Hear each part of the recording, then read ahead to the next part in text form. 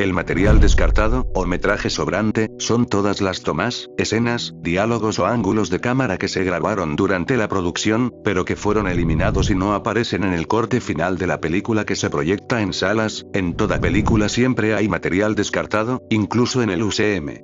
Al hacer el video de opiniones del UCM, me puse a pensar en todas las películas que tuvieron material descartado, y entre más busqué, encontré material en cada película. Por eso decidí hacer este video sobre un material eliminado de cada película del UCM. Espero les guste.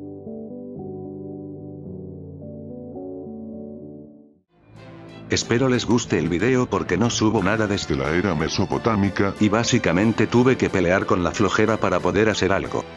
El UCM tiene diferentes películas, para ser exactos el UCM tiene 37 películas, 6 en la fase 1, 6 en la fase 2, 11 en la fase 3, 7 en la fase 4, 6 en la fase 5, y 1 en la fase 6. Empezamos el video con Iron Man 1.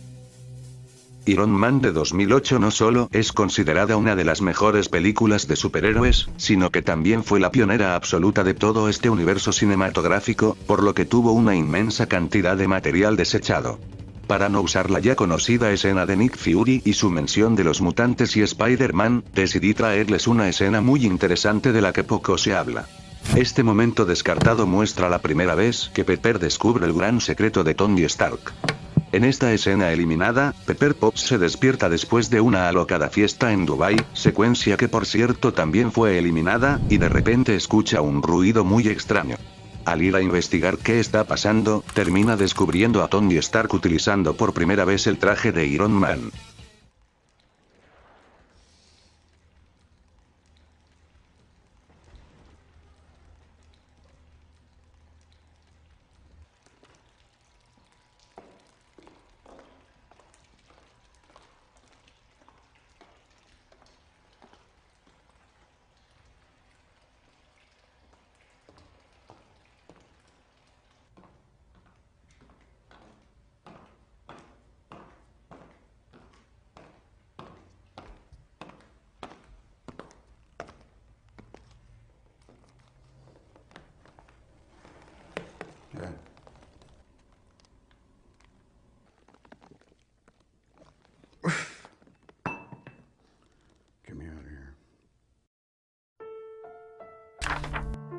El Increíble Hulk.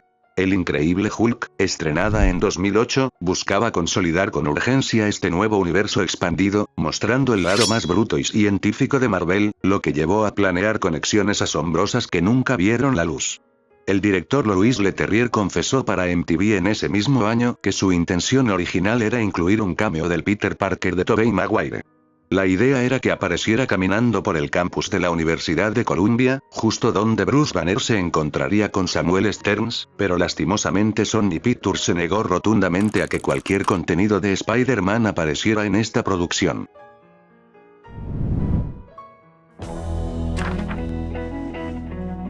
Iron Man 2. Iron Man 2 es una secuela que expandió la mitología de Tony Stark al introducir a industrias competidoras y nuevos rivales corporativos, un apartado donde originalmente íbamos a ver a una leyenda del cine. Para el papel del carismático y torpe villano Justin Hammer, se pensó firmemente en el mismísimo Al Pacino.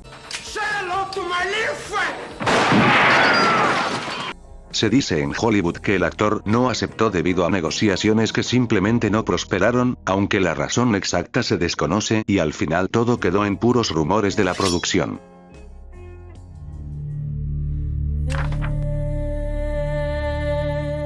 Thor.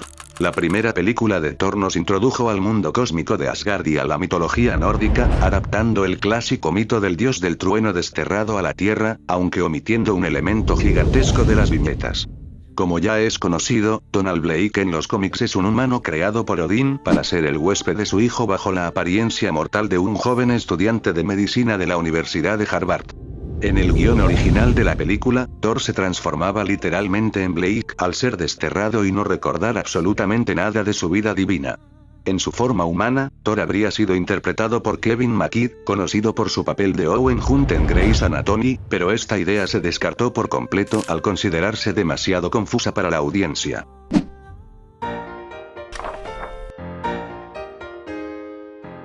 Capitán América, el primer Vengador. Capitán América, el primer Vengador, nos transportó de lleno a la Segunda Guerra Mundial para contarnos el origen del líder de los Vengadores, una ambientación histórica perfecta donde se planeaba incluir a otros héroes clásicos de la editorial. Namor, el submarino, rey de Atlantis y uno de los aliados más antiguos del Capitán en las viñetas, iba a hacer un cameo en esta película, pero el estudio no pudo conseguir los derechos de la propiedad intelectual. Otros personajes mutantes que estuvieron planeados para la historia fueron Magneto y Wolverine. Wolverine iba a aparecer luchando como un soldado en el frente, mientras que Magneto aparecería como un prisionero joven al cual el Capitán América salvaba de los laboratorios, pero todo esto se eliminó debido a los complejos problemas de derechos con Fox.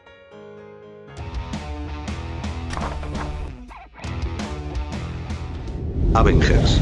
The Avengers de 2012 fue el evento cumbre que unió por primera vez a los héroes más poderosos del planeta en una escala descomunal, marcando un antes y un después en el cine, por lo que su proceso de escritura estuvo repleto de ideas masivas que terminaron en la basura. Durante el desarrollo se descartaron opciones como tener a Red Skull como el villano principal, la supuesta aparición de la raza Skrull o narrar toda la historia desde el punto de vista de la avispa y luego de Maria Hill. Sin embargo, el descarte más doloroso de este punto fue el Spider-Man de Andrew Garfield. La producción iba a incluir una referencia visual a la conocida Torre Oscorp de la saga de El sorprendente Spider-Man, lo que hubiera conectado ambos universos cinematográficos desde entonces. Esto no sucedió debido a que Marvel no quería retrasar el estreno de la película, ya que el renderizado digital de la ciudad de Nueva York ya estaba completamente terminado. Iron Man 3. Iron Man 3 cerró la trilogía en solitario de Tony Stark, explorando su trauma post-Avengers y enfrentándolo al misterio de Extremis, una trama que originalmente iba a tener un giro drástico en la identidad de su mente maestra. En el guión original, la doctora Maya Hansen, interpretada por Rebecca Hall, iba a ser la villana principal de toda la historia. No obstante, los ejecutivos de Marvel, más específicamente el director ejecutivo Ike Perlmutter, creían firmemente que los juguetes basados en personajes femeninos no se venderían tan bien en las tiendas. Esta mentalidad comercial obligó al equipo creativo a forzar el cambio de género del villano principal a un hombre, modificando todo para que los niños compraran las figuras de acción de Aldrich Killian. Según lo que se sabe de las versiones anteriores del libreto escritas por Shane Black y Drew Pearce, la idea original tenía el potencial para ser una secuela muy superior, pero debido a estas imposiciones ejecutivas, la película terminó dividiendo fuertemente a los fanáticos y a los críticos.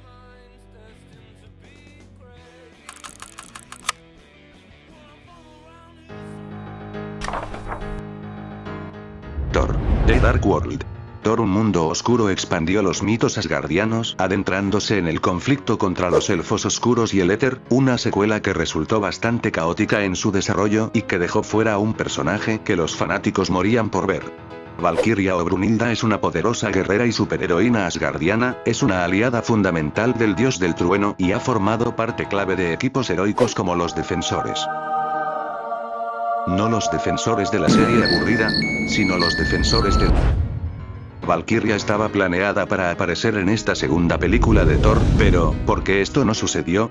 Los motivos por el cual no logró aparecer en la pantalla fue el hecho de que la narrativa ya tenía suficientes tramas y personajes ocurriendo como para abarcar otro tema, así que al estar saturada de subtramas, el personaje fue completamente eliminado.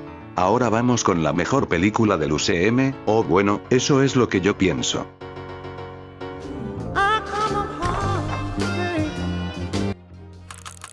Capitán América y el Soldado del Invierno.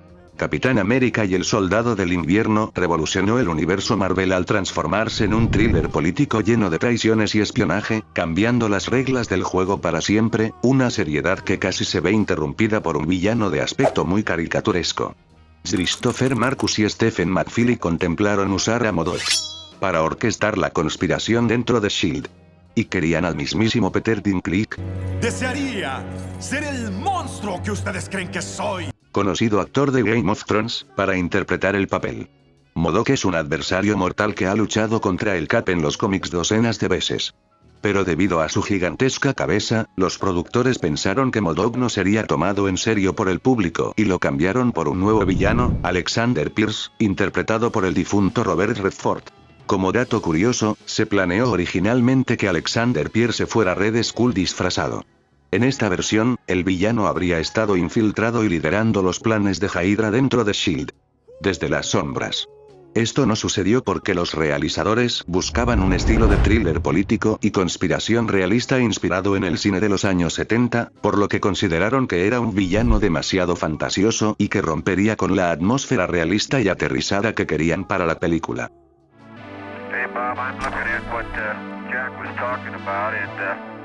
Guardianes de la Galaxia.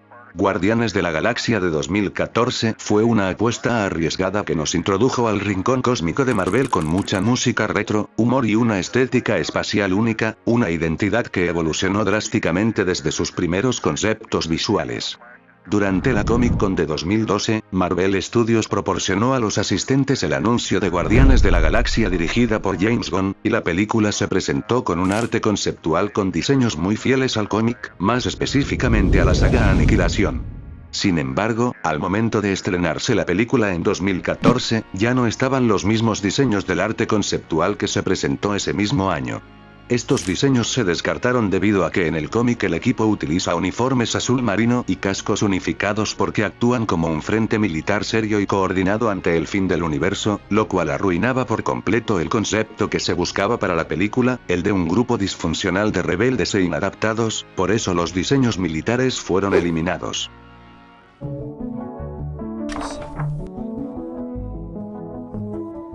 Avengers. Era de Ultron.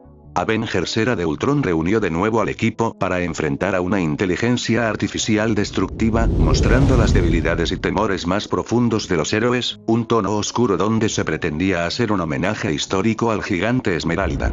Como ya se sabe, originalmente Stan Lee quería hacer a Hulk de color gris debido a que le parecía un poco escalofriante, depresivo y misterioso ya que la inspiración era en Frankenstein, pero debido a problemas con la imprenta, el personaje a veces aparecía azul, gris oscuro o negro, entonces se puso a pensar qué color no estaba usando otro superhéroe y se dio cuenta de que no tenía muchos personajes verdes y decidieron hacer a Hulk verde. When I wanted to do that character, I thought to myself, how can I give him a costume? I'm going to be drawing a big monster. No monster is going to go out and put on a costume. But I knew that the kids like costumes. So I figured I'll do the second best. I'll give him a different color skin. Maybe that'll be the equivalent of a monster.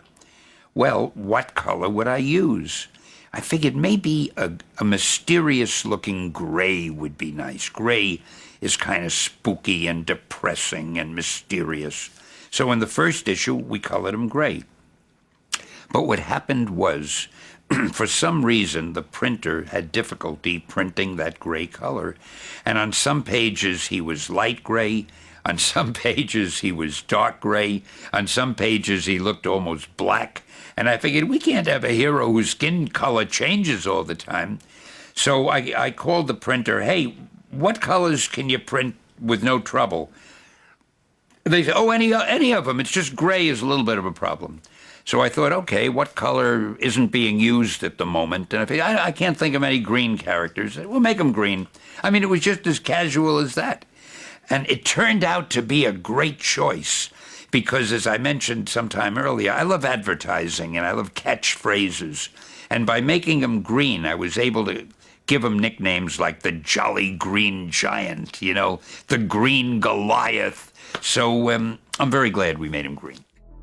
Bueno, esto se iba a referenciar en esta segunda entrega, pues Joss Whedon pensó que sería un buen fanservice que Hulk fuera representado con piel gris por primera vez en la pantalla grande.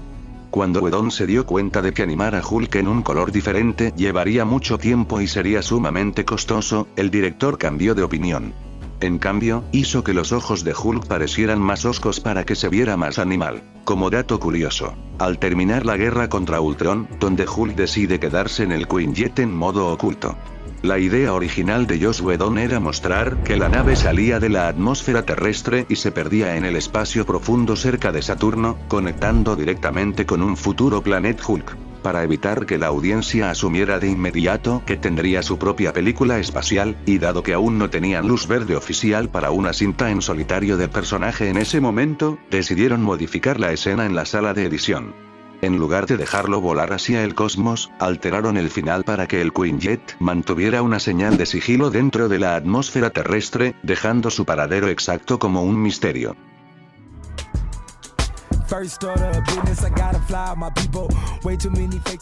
Ant-Man. Ant-Man cerró la fase 2 de Marvel, reduciendo la escala a una divertida e ingeniosa película de robos y comedia familiar, un tono muy ligero en el que originalmente se planeaba una conexión directa con los secretos científicos de la Guerra Fría. Ahora, si ya les parecía rara la idea de MODOK o la idea de Donald Blake en Thor, esperen a que escuchen esto. Arnim Zola, la computadora que aparece en Capitán América y el Soldado del Invierno, iba a aparecer en esta primera película de Ant-Man. Originalmente, Marvel consideró incluir un cameo de Arnim Zola en Ant-Man en una secuencia retrospectiva, o flashback, ambientada en los años de la Guerra Fría. Al final, fue eliminado del guión para evitar que su presencia robótica distrajera de la trama principal y de su enfoque como película de robos en solitario.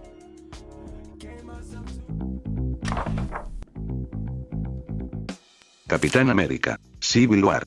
Una de mis películas favoritas de este universo cinematográfico es Capitán América, Civil War.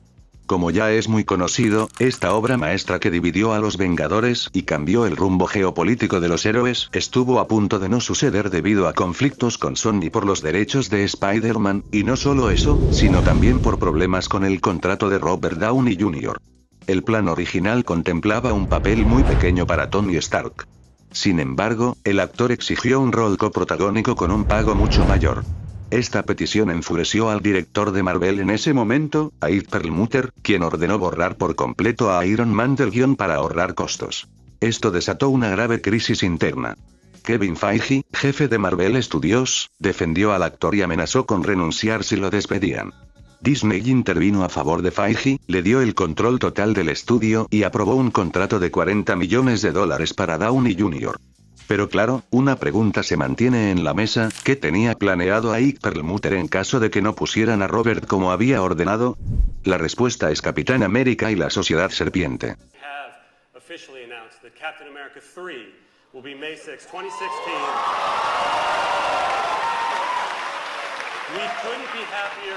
With what Joe and Anthony Russo.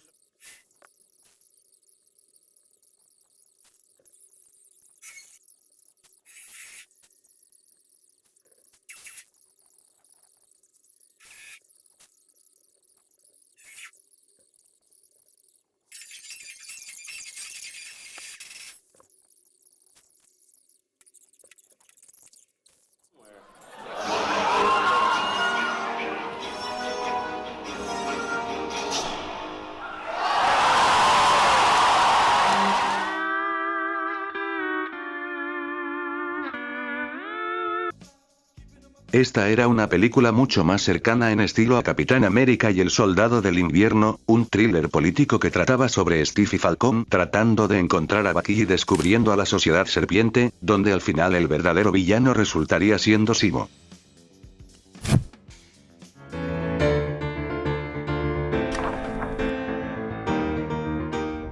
Doctor Strange. Doctor Strange de 2016 nos introdujo a las artes místicas, las dimensiones alternativas y el concepto de la magia dentro de un universo que hasta entonces era puramente científico, una historia de origen donde se recortó un trasfondo familiar sumamente trágico.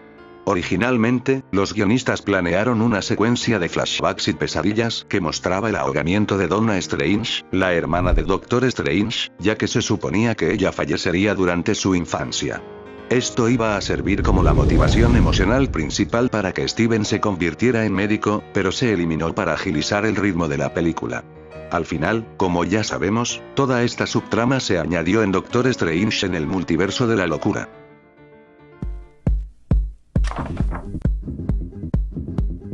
Guardianes de la Galaxia Volumen 2.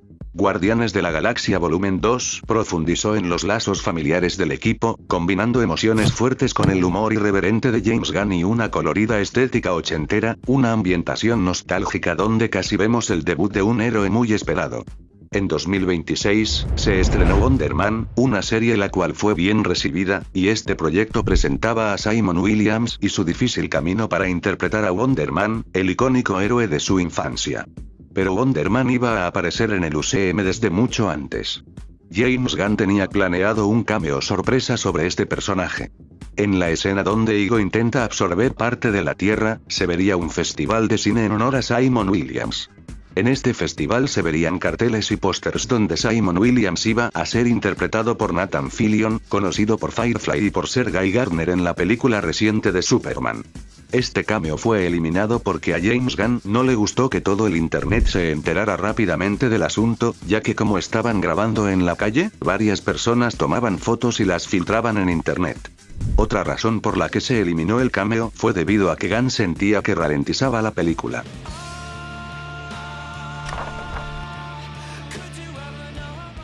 Spider-Man: Homecoming. Llegamos a la primera película en solitario del trepamuros en el UCM, Spider-Man Homecoming, la cual reinventó al héroe con un enfoque de comedia escolar y un conflicto urbano muy aterrizado. Entre la galería de villanos que tenía este proyecto se encontraba el buitre y Shocker, y dentro de la línea de mercancía original, salieron juguetes de ambos. Los diseños del buitre sí eran fieles a los que se presentaban en la pantalla, pero los de Shocker no. Esto a veces sucede en las películas, que añaden diseños en los juguetes que no tienen nada que ver con los que se presentan al final, algo que sucedió con el sorprendente Spider-Man 2, Iron Man 1 e incluso también con el Soldado del Invierno. Sin embargo, estos diseños clásicos de Shocker sí estaban planeados para aparecer en la película, ya que se había filtrado una foto del set de rodaje donde se veía este traje muy fiel a los cómics. ¿Por qué se eliminó? Bueno, aunque se discutió la posibilidad de acercar su aspecto al diseño original de las historietas, el estudio prefirió mantener el rostro del actor descubierto para potenciar la interpretación de los villanos en esta aventura urbana.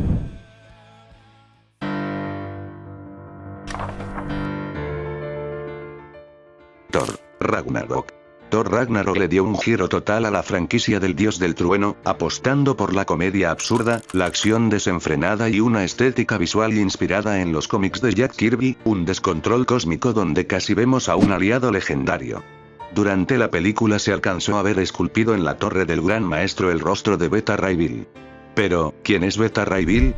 Bueno, Beta es uno de los secundarios más emblemáticos de la galería de personajes del dios del trueno. En su paso de monstruo a héroe llegó a ser digno de portar el mismísimo Mjolnir. Este personaje estuvo a punto de hacer un salto real al UCM en esta cinta, pero se eliminó su participación debido a que consideraron que era un personaje muy importante en la mitología de Thor para solo añadirlo como un simple cameo de fondo. Incluso Kevin Feige mencionó que hacer eso no le hacía justicia y que por eso se eliminó.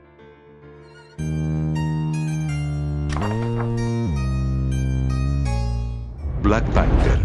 Black Panther de 2018 nos llevó a la deslumbrante e hipertecnológica nación de Wakanda, mezclando espionaje político con cultura africana, una producción que originalmente tenía en la mira a un letal villano clásico de las viñetas. El director Ryan Coogler originalmente quería que Kraven el Cazador fuera el villano principal de esta primera película de Black Panther. La idea era mostrar a Kraven descubriendo Wakanda e intentando saquearla como su mayor trofeo, pero no se añadió porque los derechos cinematográficos del personaje pertenecían a Sony Pictures. Ellos optaron por reservarlo para su propio universo y así hacer una gran película en solitario sobre este personaje, la cual, gracias a Dios, fue espectacularmente bien recibida por el público, siendo la película favorita de todo el mundo y ubicándose entre las mejores películas de Marvel y también entre las mejores películas de toda la historia del cine. Gracias, Sony.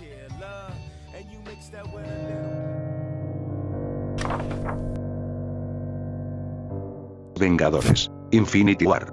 Vengadores Infinity War fue el evento cinematográfico masivo donde Thanos finalmente recolectó las gemas del infinito, aplastando a nuestros héroes en una carrera contra el tiempo llena de batallas desesperadas, una de las cuales casi nos entrega una armadura mágica increíble.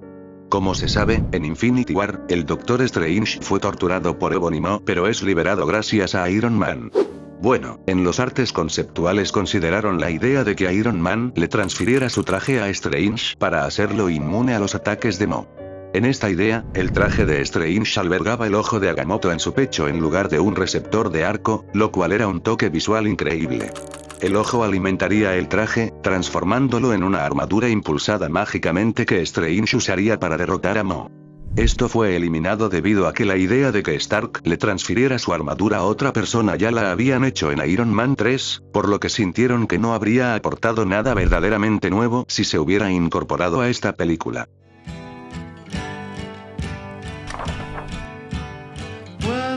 Ant-Man and the Wasp. Ant-Man and the Wasp funcionó como un respiro cómico tras el impacto de Infinity War, explorando el reino cuántico y jugando constantemente con los cambios de tamaño de los protagonistas.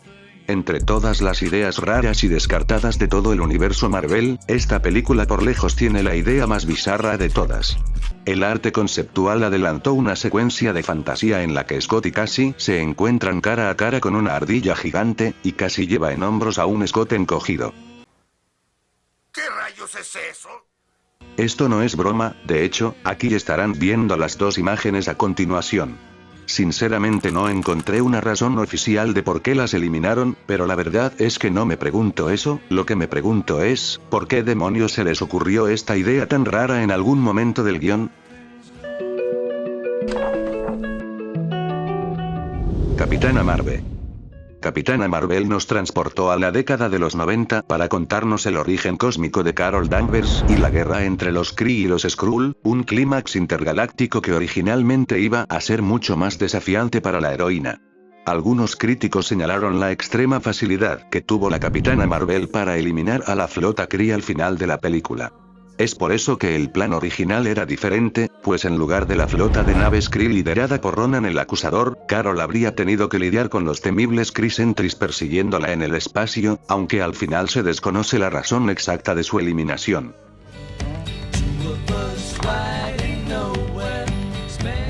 Avengers Endgame. Llegamos a la penúltima película de la saga del infinito, Avengers Endgame, el cierre épico de una era que nos regaló viajes en el tiempo y la conclusión de los arcos de los héroes principales. Ya como se sabe, hay millones de vídeos sobre esta película, es por eso que hoy tomaremos un aspecto muy poco mencionado. Durante el atraco al tiempo, como recordarán, Hulk fue a buscar la gema del tiempo que tenía el anciano, o bueno, la anciana. Al principio, ella se niega rotundamente a darle la gema a Bruce, pero cambia de parecer cuando se entera de que el Doctor Strange se la entregó voluntariamente a Thanos, comprendiendo que era la única forma de derrotarlo. Originalmente, para ayudar a Hulk a comprender las terribles consecuencias de su potencial fracaso, la anciana le iba a mostrar a Banner una escalofriante visión del futuro en el que Dormammu había arrasado la Tierra y se había apoderado por completo de toda nuestra dimensión. Según la visión de los directores, esta escena era redundante e innecesaria para el ritmo, y por eso fue cortada.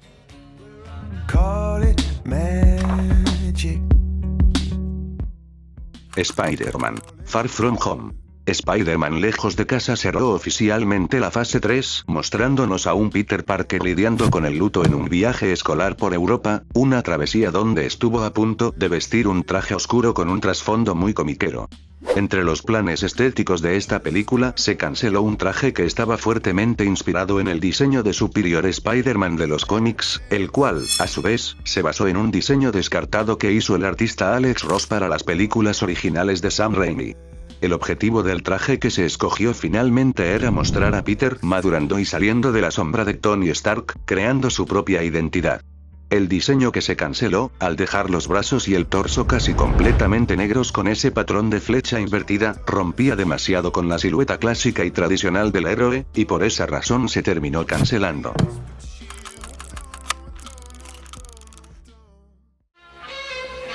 Greetings, true believers. I'm Stan Lee, co-author of How to Draw Comics the Marvel Way, and creator of Spider-Man, The Incredible Hulk, and a whole caboodle of other comic book characters that my legendary modesty prevents me from mentioning. Now, I'll be your host and guide as we journey together along the rambunctious road to comic book artistry, which is to say, it looks like we're stuck with each other for the next little while. Now then, let's...